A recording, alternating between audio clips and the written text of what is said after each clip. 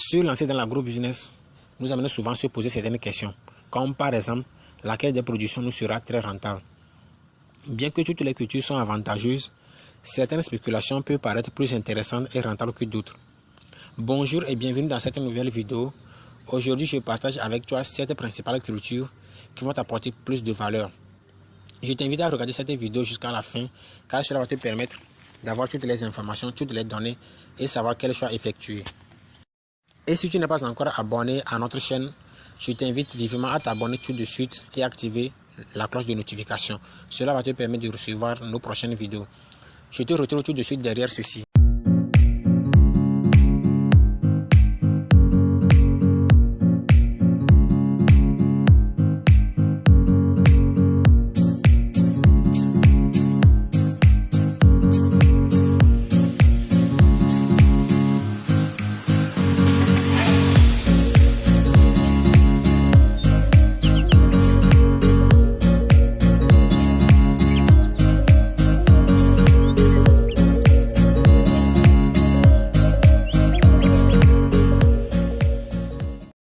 Alors, pour commencer, je profite pour te présenter notre nouveau livre sur les techniques agricoles. C'est un document qui présente les nouvelles techniques d'optimisation du rendement agricole. Tu peux accéder facilement à ce document. Il suffit d'aller dans la barre de description de cette vidéo, en dessous de cette vidéo, et cliquer sur le premier lien. Bien, je sais que tu es impatient de connaître toutes ces 7 cultures les plus rentables, n'est-ce pas? Alors, aime la vidéo et on commence.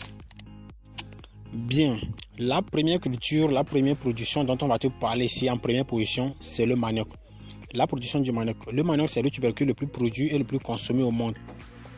Il peut être transformé en plusieurs produits comme les semoule, les farines, du tapioca, tchéké et tout ce que vous pouvez connaître. C'est la 4e production végétale au monde et c'est le tubercule le plus consommé en Afrique, notamment en RDC, en Mozambique, au Cameroun, au Togo, Ghana et aussi en Côte d'Ivoire. Et la Thaïlande est le premier producteur de manioc au monde et aussi premier producteur d'amidon de manioc au monde. En Afrique, le Nigeria est le plus gros producteur de manioc, suivi par la RDC, l'Angola, le Ghana et la Mozambique. Principalement en Afrique, cette culture est destinée pour la consommation alimentaire. Et contrairement à l'Asie où tout est industrialisé, le manioc est produit exclusivement pour la transformation, pour extraire l'amidon et tout ce qui va avec. Bien, la deuxième production dont on va vous parler dans cette vidéo, c'est la production du riz, la riziculture. Certes, sa production demande beaucoup de ressources humaines, au cas où vous n'avez pas les machines agricoles, mais vous pouvez faire de bonnes affaires avec la riziculture si vous avez fait le choix d'un bon terrain et le choix d'une bonne variété de semences et aussi vous avez accès à un bon marché. Et notez aussi que le riz est le céréale le plus importé en Afrique et parmi ces gros importateurs, nous avons entre autres le Nigeria, l'Égypte et sans oublier le Sénégal. Beaucoup d'entreprises africaines et aussi des multinationaux se sont venus implanter pour se lancer dans sa production, mais l'offre est toujours inférieure à la demande. Et d'après certaines études, l'Afrique seule ne peut pas couvrir cette besoin même en 2100. Donc pourquoi ne pas se lancer? Préparez-vous et allez sur le terrain. Eh bien, la 3e production dont on va te parler ici, c'est quoi? Tu le connais très bien, c'est la tomate.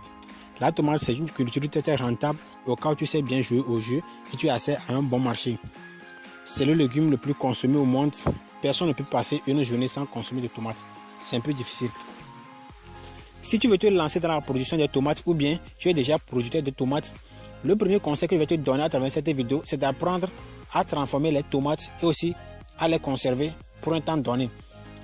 C'est très dangereux pour toi si tu veux te lancer dans la production des tomates. C'est une culture très rentable. Mais si tu ne sais pas comment transformer les tomates et les conserver, à un moment donné, tu seras confronté à une difficulté très énorme, ce qui peut t'amener à un découragement total.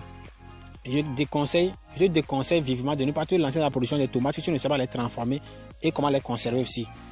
C'est très amer de voir des agriculteurs dépenser de grosses sommes et à un moment donné, c'est l'abondance totale, on ne sait plus comment faire ces tomates. Donc, pour t'aider, je t'ai réservé une formation en dessous de cette vidéo. Va dans la barre de description, tu trouveras ta formation pour pouvoir accéder à cette formation sans difficulté. Et maintenant, poursuivons avec la 4e production. Tu la connais aussi très bien, c'est le piment.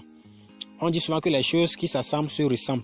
Sans te mentir, le piment, c'est une culture qui peut t'aider vraiment. C'est une culture qui peut te propulser énormément. C'est très rentable si tu sais bien faire les choses aussi. Et attention, le piment, tu peux te lancer dans sa transformation aussi en poudre ou bien dans d'autres produits. Et je t'invite vivement à te lancer dès maintenant. Et maintenant, parlons de l'ananas. L'ananas, c'est un fruit très consommé et très sollicité partout. Et si tu veux faire un investissement à moyen terme ou à long terme, je te conseille vivement d'investir dans la production des ananas et surtout si tu n'as pas assez de temps à passer dans les travaux champêtres. Son cycle de production est de 18 mois au minimum et 20 mois au maximum selon les conditions dans lesquelles elle est produite. Et avant de te lancer dans la production de l'ananas, je te conseille vivement d'avoir assez un marché, de faire des études de marché, discuter avec des transformateurs, des unités de gros acheteurs pour pouvoir vite écouler tes produits. C'est une denrée très périssable. Et maintenant, parlons des légumes. Si tu veux te lancer dans l'agriculture et tu n'as pas assez de ressources financières ou bien tu n'as pas de gros moyens, je te conseille vivement d'investir dans la production des légumes. Nous avons différents légumes. Bon, cela dépend de tes capacités.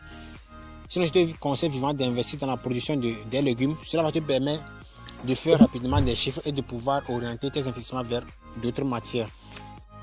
Et maintenant, allons à la découverte de la 7e production très intéressante, mais que beaucoup de personnes ont ignoré. C'est quoi? C'est la patate douce. S'il y a une culture pour les paresseux que tout le monde doit choisir, tout le monde allait courir vers les patates douces. C'est quelque chose qui est ignoré par beaucoup de personnes, mais qui rapporte gros. La production de la patate douce ne te demande pas des investissements en achat d'engrais, produits phytosanitaires ou quoi que ce soit. Trouve là un bon terrain et puis tout est joué.